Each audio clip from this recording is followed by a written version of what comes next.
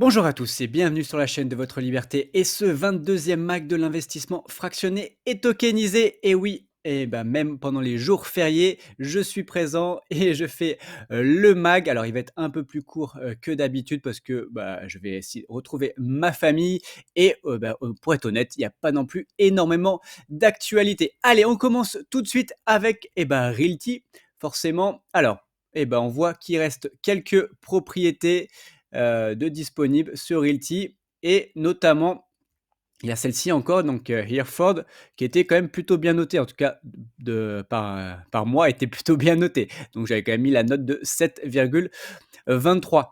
Bon, comme, on peut forcément se le douter, c'est les plus petits, rendements qui restent, hein, donc bon, c'est assez habituel.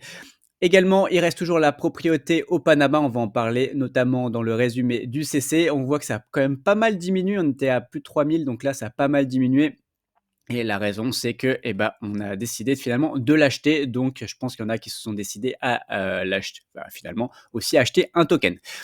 On a aussi, du coup, la maison de réinvestissement. Je pense que ça va être la dernière semaine aussi pour la maison de réinvestissement.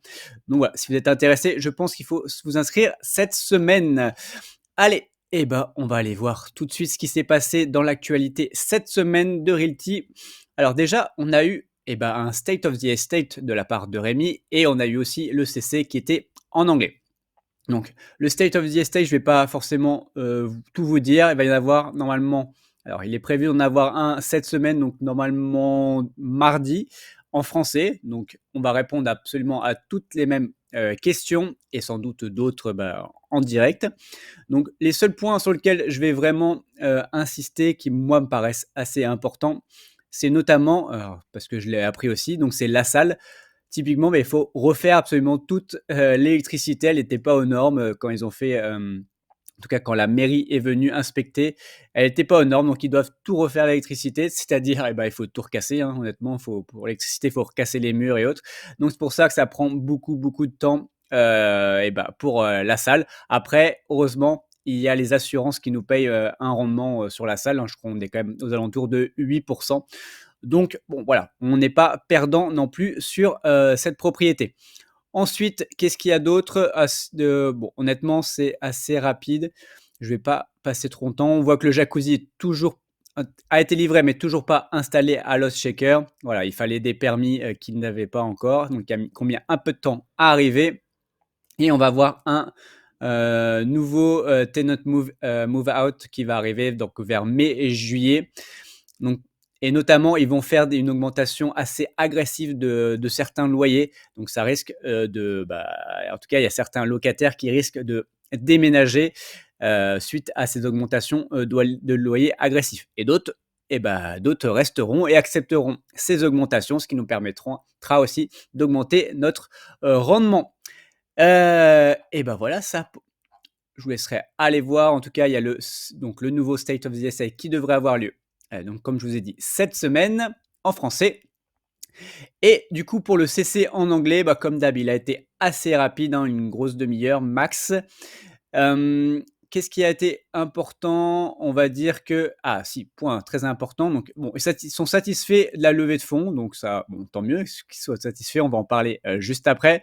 Il va y avoir aussi des changements sur, tout ce qui va être parrainage, donc pour tous ceux qui sont d'ailleurs pas encore inscrits sur Realty, vous pouvez passer par mon lien et je vous offre du coup un call d'une demi-heure.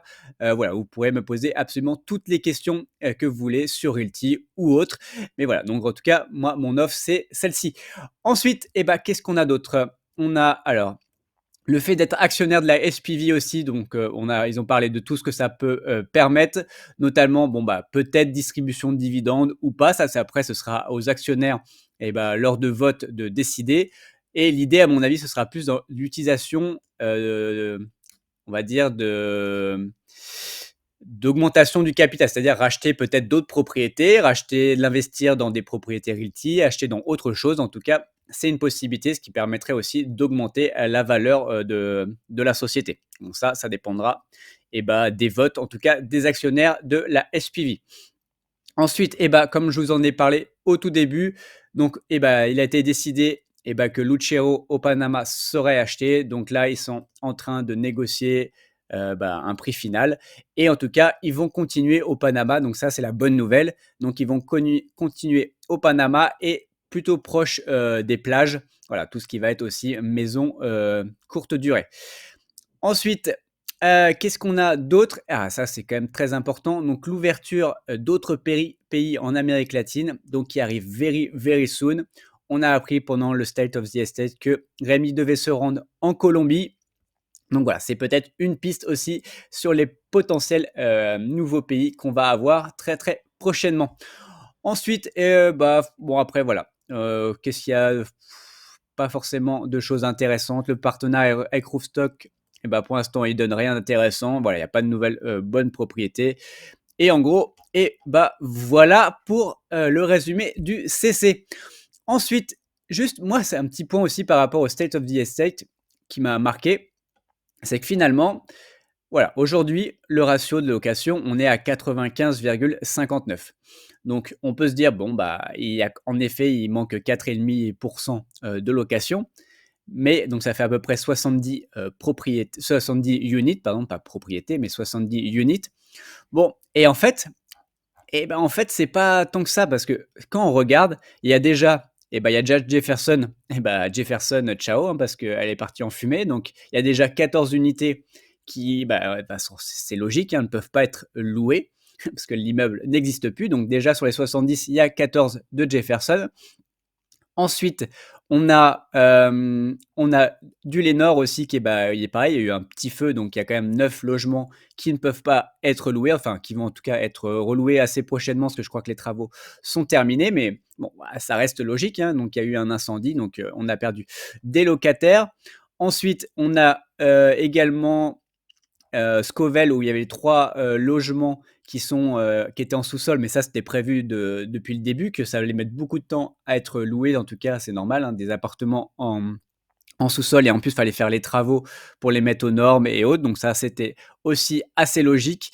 Et je sais plus, il y en avait une autre propriété, qui avec 19, logements également, la salle, tout simplement. Qu'est-ce que c'est assez logique et la salle, on a quand même 17 logements. Bah oui, c'est toujours en travaux, donc c'est logique que ce soit pas loué. Donc là, entre les 17, les 14, les 3, les 9, en fait, c'est plus de la moitié de tout ça. Donc en fait, réellement pas loué, on est plutôt aux alentours de 2, 2,5. Donc bon, voilà, donc c'est finalement sur un portefeuille, encore une fois, c'est pour ça qu'il faut se diversifier, tous ces investissements, pas mettre tous ses œufs dans le même panier et au fur et à mesure, voilà, des années, investir sur du long terme et finalement, l'impact sera quand même assez moindre sur votre portefeuille. Ensuite, on va voir le RMM. En ce moment, il rémunère à 9,81% sur l'USDC et 9,19 sur l'XDAI. Pour ceux qui empruntent, par contre, on est à 13 et 12,32. Voilà, donc attention parce que c'est quand même supérieur au rendement Realty. Ensuite, le YAM, j'ai pas trouvé grand-chose, hein, donc je vous redonne exactement la même pépite que la semaine dernière. Donc il reste toujours, des Birds, ça a un peu baissé, je crois qu'on était à 90, là il en reste 72. Pour moi, c'est, finalement c'est la meilleure pépite, hein, donc voilà, d'avoir quand même une propriété, classe B, je crois. Donc voilà, c'est aussi l'importance de se diversifier aussi sur le type de propriété. Pas que des types, classe C, voilà, des propriétés, certes à plus haut rendement, mais voilà, aussi avoir des belles propriétés un peu plus luxueuses, voilà, qui répond aussi à un autre public. Voilà, je pense que c'est aussi important. Donc là, il y en a peu déjà chez Realty, mais en tout cas, voilà, donc il y a Bird, il en reste quand même pas mal et ça verse quand même un rendement de 7,46, donc ce qui est quand même pas mal, du tout. Donc voilà, il en reste en plus beaucoup, donc allez-y. Ensuite, on va parler du token, donc RWA Holding. Donc, ça, c'est le registre du commerce du canton de Neuchâtel pour montrer que finalement, c'est pas du fake, hein. Cette société existe vraiment. Elle a été déposée du coup le 19 mars 2024. Donc ça, je vous mettrai le lien en description. Donc là, vous avez toutes les infos, voilà, les apports en nature qu'il y a eu. Donc 117 000 jetons XDAI, donc ce qui équivaut à 100 000 francs suisses. Donc ça, c'est le capital de la société. Ensuite, et bah, quand vous cliquez ici, vous verrez, ou là, vous cliquez juste ici et bah, vous avez, je sais pas, ouais, ça va me le télécharger, donc du coup, pas forcément intéressant. On va voir, hop, voilà. Donc là, vous avez les statuts de la société, donc en français et en anglais, hein, donc pas d'excuses pour ceux qui, à chaque fois, disent qu'ils ne parlent pas anglais. Là, vous l'avez en français et en anglais. Donc vous pouvez lire vraiment les statuts, c'est assez important si vous avez investi. Je pense que c'est quand même la moindre des choses de lire tout ça. Donc voilà, donc vous avez les statuts, vous avez tout. Je vous mettrai le lien en description. Allez, c'est tout pour Realty cette semaine et on va tout de suite passer à Splint Invest. Splint Invest, pourquoi je vous en parle? Parce que du coup, bonne nouvelle. Voilà, on va avoir un nouveau partenariat avec Splint Invest. Donc, vous aurez voilà, un petit bonus par rapport, en tout cas, à mon lien d'affiliation que j'avais actuellement. En tout cas, ça va augmenter vos gains au départ. Là, actuellement, il y a eu quelques biens plutôt sympas aussi. Donc, il y a notamment le Banksy et il en reste quelques-uns. Donc, vraiment, Banksy, vraiment un des des meilleurs artistes, street artistes. Donc, vraiment plutôt cool. La voiture, la Lotus aussi, il en reste. Il reste toujours les champagnes aussi. Donc, ça, pas mal. Moi, en tout cas, j'avais mis un billet dessus. Et bah, en gros, voilà ce qui est plutôt intéressant. Aujourd'hui, je vous ferai une vidéo présentation et tout ça où je vous en reparlerai plus en détail. Donc pour ceux qui ne sont pas encore inscrits, bah, soit contactez-moi avant pour avoir le bonus ou bah, sinon attendez encore quelques jours que j'en parle plus en détail. Allez, on passe à Atoa maintenant. Donc Atoa, et bah, il n'y a plus rien en cours. On voit que ils mettent encore en course sur la tranche 2, mais elle est clôturée, vous ne pouvez plus investir dessus. Donc, vous voyez, il restait 14%, donc un peu moins de 20 000 euros. Donc, c'est clôturé. Ils vont voir comment ils vont lever, en tout cas, ces 20 000 euros restants. Moi, si Mehdi, tu m'écoutes, j'ai une petite idée, hein. L'idée, ce serait, à mon avis, de réinvestir absolument tous les loyers de The One. Ça me permettrait aussi de chacun d'augmenter son capital plutôt que de payer de payer des impôts dessus. C'est un peu dommage. Voilà. En tout cas, ce serait bien peut-être de faire un vote ou autre, ou en tout cas, s'il y a d'autres idées, en tout cas, qui nous en disent un peu plus là-dessus. Allez, on passe à Rental. Rental, bon, pas grand-chose. On a encore un peu de Punta Cana 5. Voilà, comme vous savez, moi, je suis pas fan de ces projets à Punta Cana parce que c'est plus du crowdfunding immobilier et en plus, c'est de la promotion. Voilà, je trouve ça assez risqué. Voilà, c'est mon avis à titre perso et là, ça fait un petit moment quand même qu'on n'a pas eu de vrai projet pour moi de immobilier fractionné tokenisé. Voilà, donc c'est un peu dommage. On a beaucoup de Punta Cana, même Madrid, c'était plus du flip. Donc voilà, ça fait un petit moment. Voilà, ça fait depuis Malaga et là, ça fait c'était au moins début d'année, donc ça date un petit peu maintenant. Autre info sur Rental, je vous en avais parlé la semaine dernière, donc ils font également une levée de fonds, donc via le site republic.com. Et on voit que la levée, elle a quand même un peu de mal, hein. Donc voilà, ils sont qu'à 66 000 dollars. Donc quand ils voulaient lever, je crois, voilà, 1 240 000. Donc là, ils sont quand même assez loin, ils sont qu'à 5%. Après, voilà, ils se sont mis une deadline à encore 109 jours. Donc peut-être qu'ils y arriveront. Mais en tout cas, on va en parler à la fin dans mon petit bonus là-dessus. Voilà, donc pareil, par contre, je vous en avais présenté la semaine dernière, mais vous avez quand même beaucoup d'infos sur la société, sur ce qu'ils font. Voilà, donc c'est toujours intéressant de voir ça. Mais c'est vrai que eux, par contre, ils valorisaient la société à quasiment 40 de tête, je vous le dis, mais 42 millions. Voilà, c'était quelque chose comme ça, 42 millions. Et oui, c'est le petite coquille, c'est que là, ils mettaient 32 millions en fin 2024 et que finalement, ils nous font la levée à 42 millions. Donc, il y a 10 millions, on ne sait pas où c'est. Bon, c'est un peu bizarre. Ensuite, on va parler d'Equito. Equito, on a reçu les loyers aujourd'hui. On est le 1er avril, donc on a reçu les loyers. Voilà, en toute transparence, je vous montre les loyers que moi j'ai touchés chez Equito. Et également, on a, ça on l'a appris déjà la semaine d'avant sur le canal Telegram. Rejoignez-nous si vous n'avez pas encore rejoint, parce qu'on a quand même pas mal d'infos, parfois en exclu sur toutes les plateformes que l'on suit. Hein. Aujourd'hui, quasiment tous les hors Realty, mais Realty honnêtement, je pense qu'il y a quand même déjà pas mal d'experts, donc on n'a pas forcément besoin d'avoir, les fondateurs sur, le canal Telegram.